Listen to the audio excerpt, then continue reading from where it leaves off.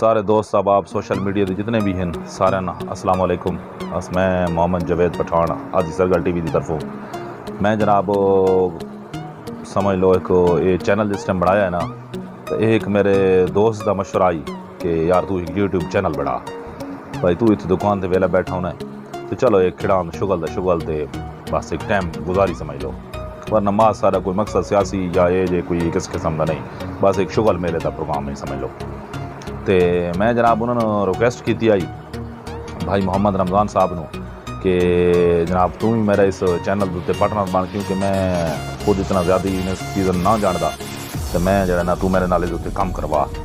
लेकिन बात उन्होंने कोई ज़ाती मसरूफियात आन, मतलब एक क्लासा का होना तो उस बाद उसकी तालीम का मसला, तो बहरहाल काफ़ी सारी मसरूफियात हैं और घर का भी वो एक फर्द है।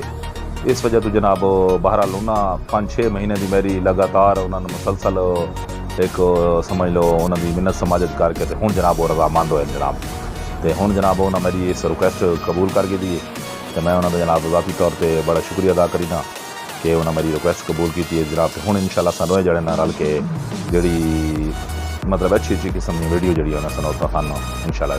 उस बाद मैं भाई मोहम्मद रमज़ान साहब को दरख्वास्त करे कि वो एक दफ़ा ना आन के अपना इज़हार ख्याल करें, तो जनाब कोई आवाम ने थोड़ी इस बारे मुतमईन। बिस्मिल्लाहिर्रहमानिर्रहीम।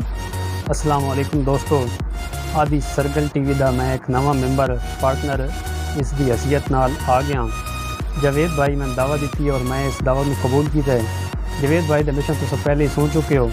जावेद भाई पहले चंगे भले मोटिवेटेड हैं और हूँ भी हैं, पहले तो मकसद ये नहीं कि सिर्फ पहले ही हूँ भी इन्हों का जज्बा होने आ रही है। इन 4 महीने में पहले एक गल की थी कि यार मेरा जज्बा है कि मैं यूट्यूब चैनल चलाना है और उसमें मैं वायरल कराऊँ। तो जावेद का जज्बा मैं 4 महीने बाद भी यार वेखे कि जिमें मैं 4 महीने पहले वेखे आई। जावेद उस दिन भी गल हुआ की आई और अज भी मैंने यह की थी कि मैंने उम्मीद है कि मेरा चैनल जो है वायरल होवे सी।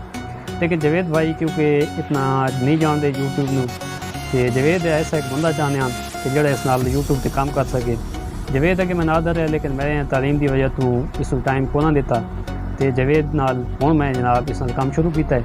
तो मैं कोशिश करे कि जोड़ा कुछ अगे चैनल पर माहौल चलता पे उस मुताबिक या जिमें थोड़ी ख्वाहिशात हैं उस मुताबिक काम कर सका। तो मैं को जितना एक मेरा इल्म है या जितना एक मैं चैनल वास्ते काम कर सकता मैं अपने दिल नाल करे तो कोशिश करनी कि इंशाअल्लाह इस चैनल पर थोड़ी नवी नवी चीज़ा मिल सन और जिमें तुम रिक्वेस्ट करे उस मुताबिक चलना है, क्योंकि सारी ख्वाहिशात कुछ हो सकती हैं, थोड़ी ख्वाहिशात कुछ हो सकती हैं।